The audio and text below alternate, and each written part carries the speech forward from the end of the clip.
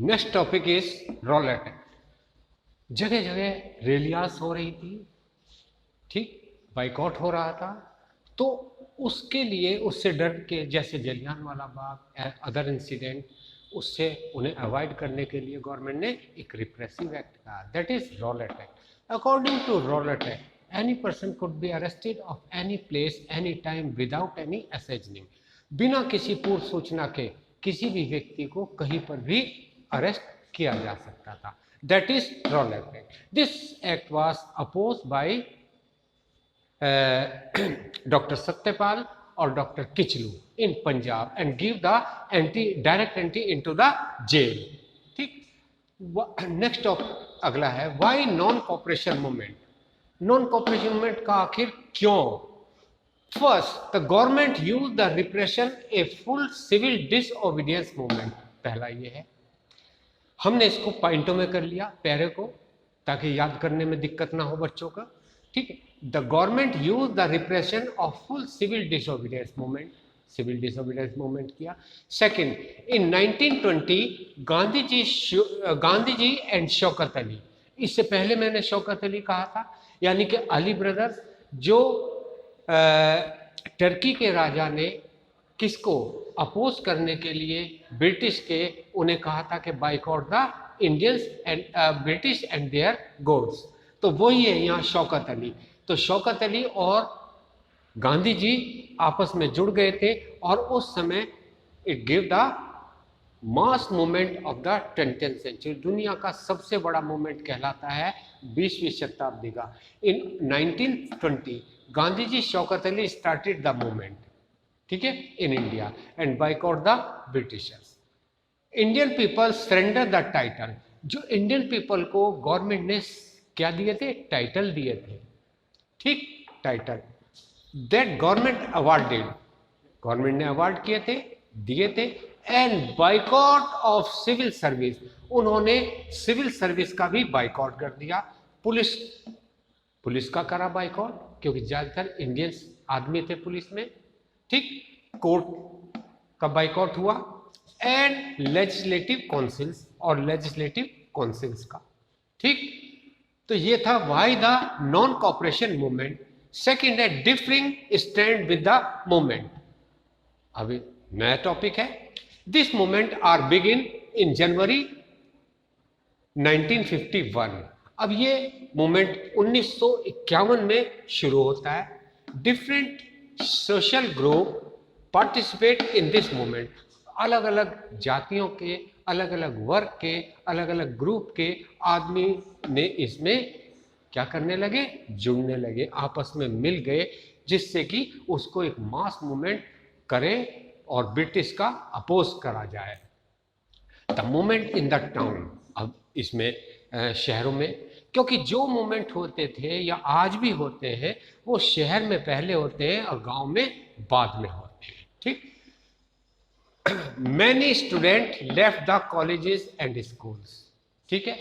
अब इसमें ये मूवमेंट जो हुआ था, शहर में शुरू हुआ था, ये शहर में स्टार्ट हुआ था, उसमें बहुत से स्टूडेंट ने left the colleges and school, जो गवर्नमेंट स्कूल छोड़े। हेडमास्टर एंड टीचर्स आल्सो बाइकआउटेड, और उनके टीचर्स ने, हेडमास्टर्स ने यानी कि प्रिंसिपल ने और टीचर ने क्या किया? बाइकआउट कर दिया। किसका? स्कूलों का, कि हम स्कूल में ना पढ़ाएंगे, और बच्चे कह रहे हैं कि हम ना पढ़ेंगे। सेकेंड है लॉयर लेफ्ट द कोर्ट, और वकीलों ने अदालतें छोड़ दी।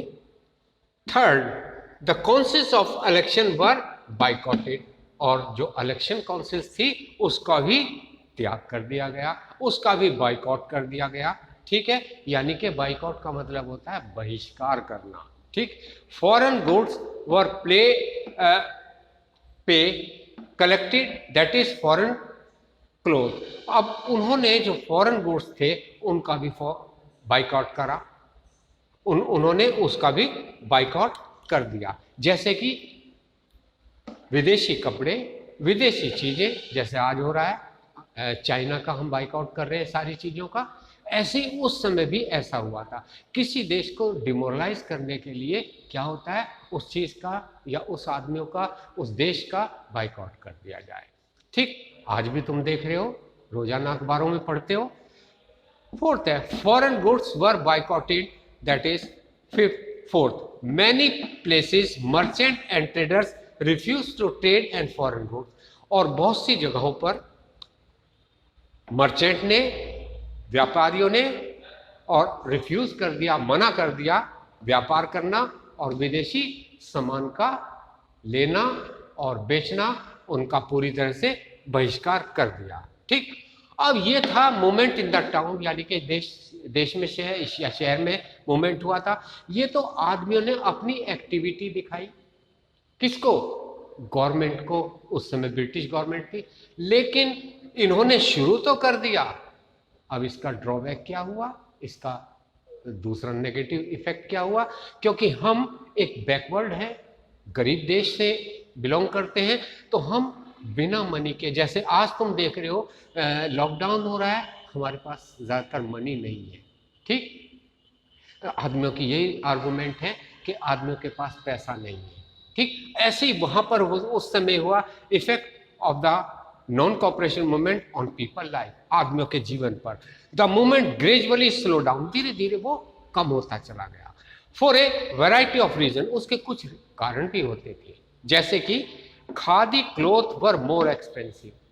जो खादी क्लोथ कहा, उन्होंने कहा था बाइकआउट द फॉरेन गुड्स, वो मिल यानी कि मिल से बना हुआ कपड़े को मिल क्लोथ कहते हैं, वो सस्ता होता है। जैसे हम पहन रहे हैं ये कपड़ा, ये मिल क्लोथ है, ये सस्ता है। अगर खादी का लेते हैं तो ये बहुत महंगा बैठेगा। ठीक, तो वही कह रहा है ये, khadi cloth were more expensive, बहुत महंगे होते हैं, आज भी महंगे हैं, then mass product of mill cloth, mill cloth के बने हुए कपड़ों के कंपैरिजन में। ठीक है, so people could not afford of khadi, इसलिए आदमी अफोर्ड नहीं कर पाते थे, उसको खरीद नहीं कर पाते थे खादी क्लोथ को। How then could they boycott the mill cloth, तो वो मिल्क क्लोथ का बाइकआउट क्यों करें, क्योंकि वो सस्ता है, वो महंगा है, क्योंकि उनके पास पैसा नहीं था, इसीलिए उनको ये प्रॉब्लम सामने आई। The resolution were slow come up, अब धीरे धीरे ये रेजोल्यूशन थोड़ा और धीमा होता गया।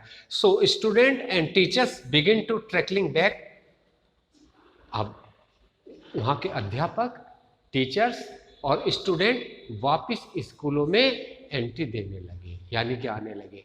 क्यों आने लगे, क्योंकि उनके पास पैसे की कमी थी और एजुकेशन की कमी होने के कारण वो बच्चे ज़्यादा स्कूल में आने लगे, टीचर पढ़ाने लगे। ठीक है, lawyer join back to the government को, और जो लॉयर ने कोर्ट को बाइकआउट किया था, उन्होंने भी वापस कोर्ट में एंट्री दे दी, यानी कि अपने जॉब पर वो चले गए। ठीक,